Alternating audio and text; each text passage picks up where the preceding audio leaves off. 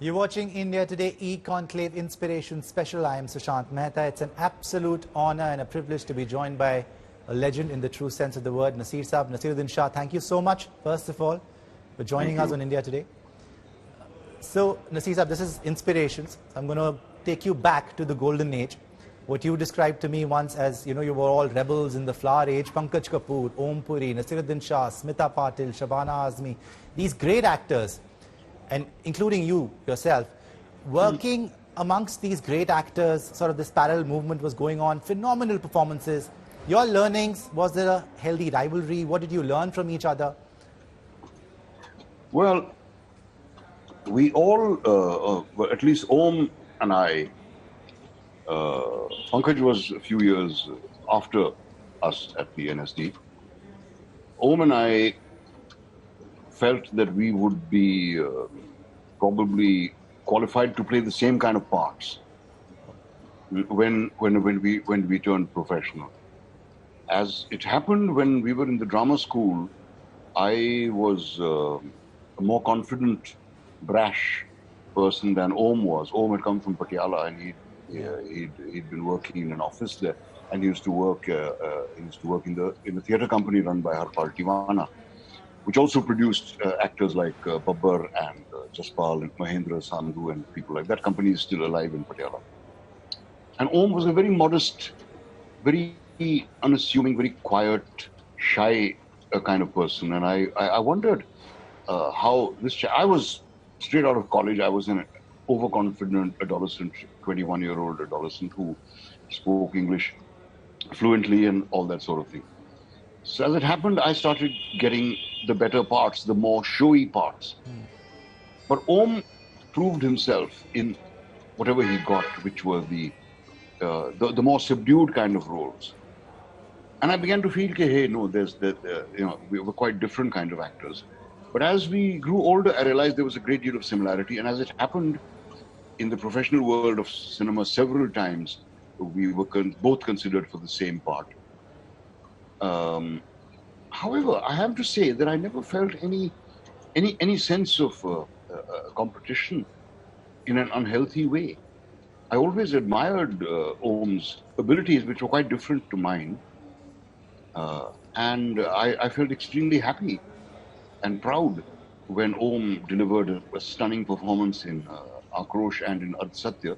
Yeah. So we were, I think our friendship and the deep primal love that we had for each other overcame, these kind of obstacles. So I don't really feel that I think both Om and I felt that there weren't too many actors around who were like us. Maybe because we were both not qualified to be heroes, chocolate heroes. And so there was an affinity. But I don't think I ever resented him or vice versa. I never coveted anything he got, and I don't think he ever coveted. And later on, I felt immense pride that Om made it all the way to Hollywood. And in fact, who would have thought that I would end up, teaching students, and Om would end up starring with Hollywood heroines in English movies. When a guy could barely speak English when he joined the school. And it's really a testament to his fortitude and to his determination. No doubt. And Pankaj Kapoor is very interesting because he did very limited films. And as you said, he was your junior. But still, he could stand with you shoulder to shoulder. Amazing performers already. To make your own space between Naseeruddin Shah, Om Puri, Shabana Azmi, Smita Patil, get that recognition from a Janabi Dayara to whatever he did, all the way to Maqbool. About him? Shabana actually paved the way for all of us. Oh. Yes. It was the acceptance of Shabana Azmi which suddenly made everybody sit up and say, hey, you don't have to look like Madhubala, and every man doesn't have to look like Devanand. We like actors who are real, because for the first time, I think, on Hindi cinema, a character appeared who the audience took to be real. And that is what helped us all. And as far as, Pankaj is an actor who's always had immense confidence in himself. He's always had tremendous amount of skill. And it's always easy to be with an actor who's secure in himself, then there's no question of any kind of friction, because you're confident in yourself and I'm confident in myself. If we can harmonize, we can make great music together. Yeah. And that's how it's been with me, though I've worked very little with Pankaj. I think just in a couple of movies, Mrinal Sen's Khandar and Jane Bhi Do Yaro, which I didn't have anything much to do with him, and Maqbool. But good chemistry, if that's what you're getting at, is nothing but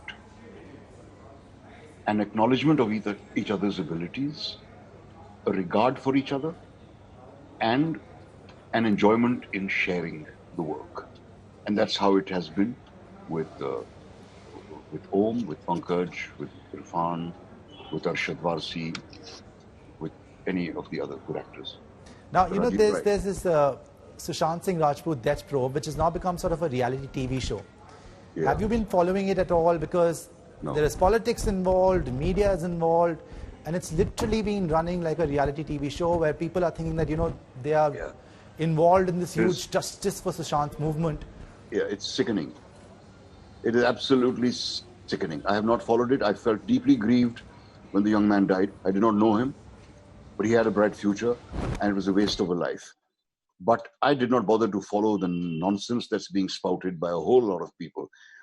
Every person who has any little frustration in his mind, in his heart about the commercial industry has been, you know, vomiting it out to the press. It is absolutely disgusting. I mean, keep these complaints to yourself. No one is interested, and no one is interested in the opinions of some half-educated starlet who decides to take it upon herself to, you know, to get justice for Sushant. If there is any justice that needs to be done, I think we need to have faith in the process of the law.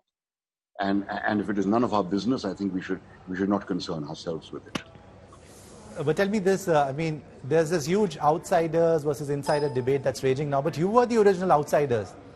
As I said, the rebels in that age with that parallel movement. Describe your experience working in the system of cinema in Mumbai, and has it changed at all? Yeah. I don't understand this insider-outsider nonsense that's going on. I mean, it's a whole lot of rubbish, and it should be put an end to. It's bullshit. Why would not I, who have had a secure, happy life as an actor, encourage my son to go into the same profession? Would not an industrialist do it? Would not a lawyer do it? Would not a doctor do it? Would not anybody do it? That means to say that Nusrat Fateh Ali Khan's descendants should not have become singers, because he was a star.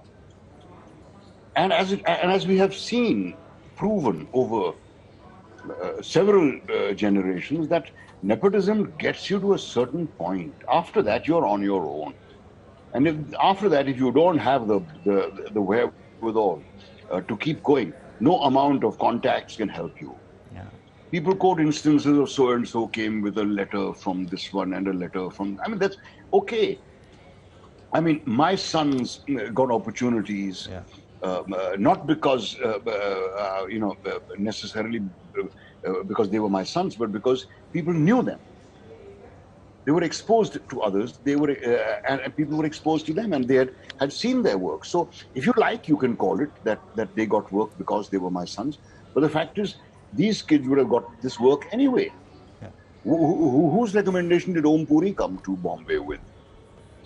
So this outsider-insider thing is all bullshit, and I really think it should stop. And I think that every person who comes to this city to be an actor should realize that he's got a long, hard, lonely struggle ahead of him, and the only way that he can survive is by learning his job. Contacts can get you so far and no further.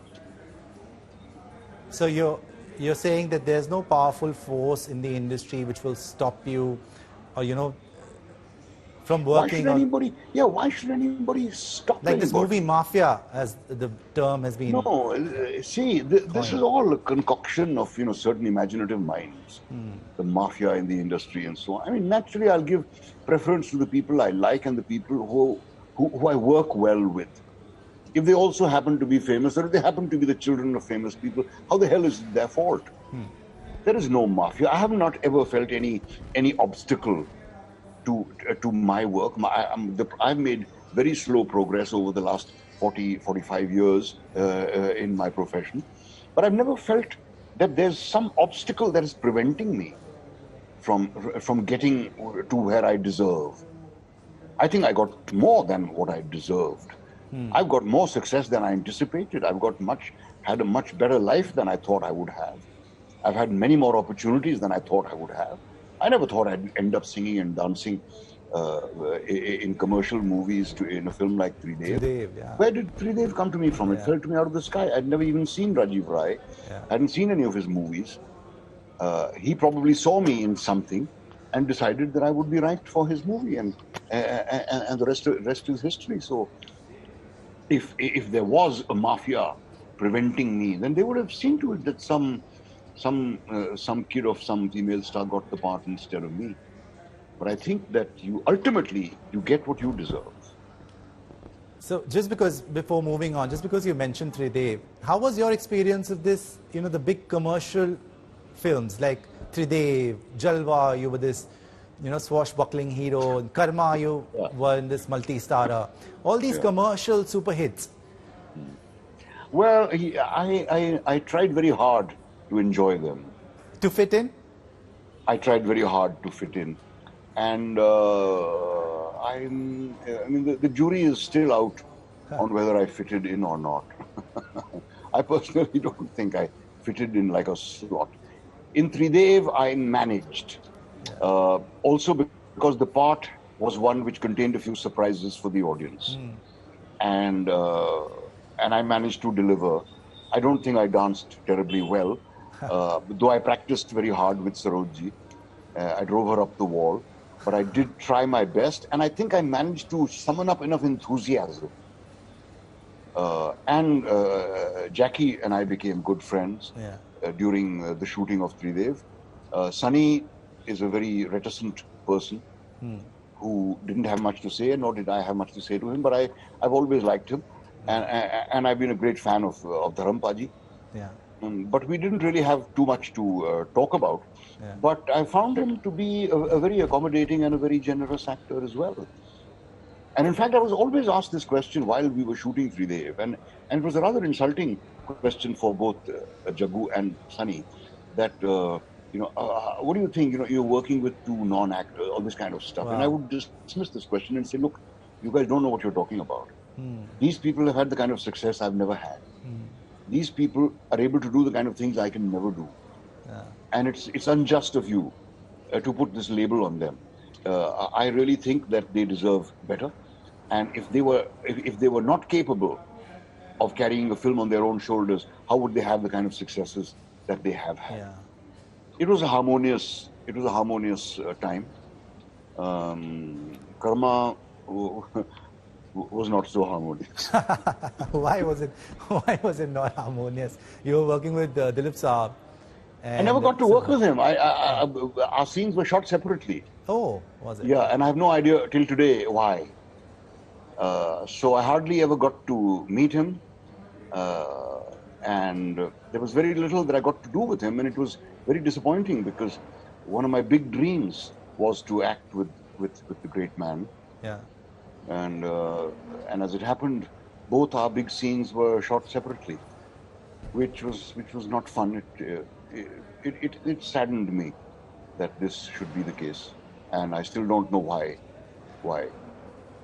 So according to you, since this is Inspirations and we are talking about what inspired you, Dilip Saab, was he an inspiration? Because whenever we talk about the greatest Indian actors of all time, I think everybody has him on the top of their list, always. Absolutely, without a doubt. There is just no question about it. Mr. Bachchan is a very close second. And in certain things, I have to admit, he's outdone Dilip Saab. Yes. Yeah. And Dilip Saab certainly was. I mean, his were the only Hindi movies my father allowed us to see when we were children. We saw the Hollywood movies and we saw the Dilip Kumar movies. So I've seen Azad, I've seen Insaniyat, I've seen Udan Khatola. I've seen, not Devdas, he didn't allow us to see Devdas. But the others, the frolicking ones. and I loved them all. And I could see that there was no other actor like him, right up to Ganga Jamuna. Yeah. I've studied his performances very, very minutely, and there really was no other actor like him. There was no one else who understood, the minutiae of film acting the way he did. Yeah, so I'd certainly say that he was one of my heroes, and it was a very big dream of mine to exchange energies with him. It was not to be. So Dilip Sam and Amitabh Bachchan, two of the actors that you mentioned, and you're saying Amitabh Bachchan is a close second, but you also said Amitabh Bachchan never did any great films. That was an interview in 2010. Since then, he's won 3 national awards for Black, Pa, Piku. Have you changed your assessment of his? I still don't. I still don't know if I'd categorize any of his films except Saath Hindustani and Diwar as being really great films. Those two are enough. But I really believe that an actor is remembered through his movies. Yeah. You may be the most skillful actor in the world, but unless you've done a movie that's going to be remembered, Yeah. you're going to be forgotten as well. So we were talking about the quality of cinema. Do you think OTT platforms can help us improve our quality, like a South Korean film like Parasite goes and sweeps the Oscars? Yeah. Why can't Indian movies do that? Because we make the most number of films in the world. We have immense talent. We have immense talent for producing things in quantity. As far as quality is concerned, it's questionable. See, Bollywood has been deluding itself over the last 20 years or so that our films are now being seen by the world.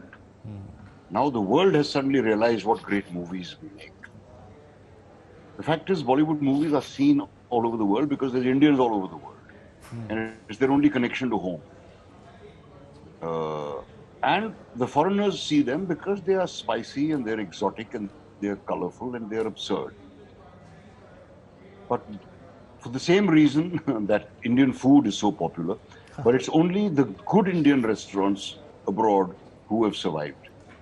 Indian restaurants sprout up in London at like mushrooms every 3 months and disappear after a year or so.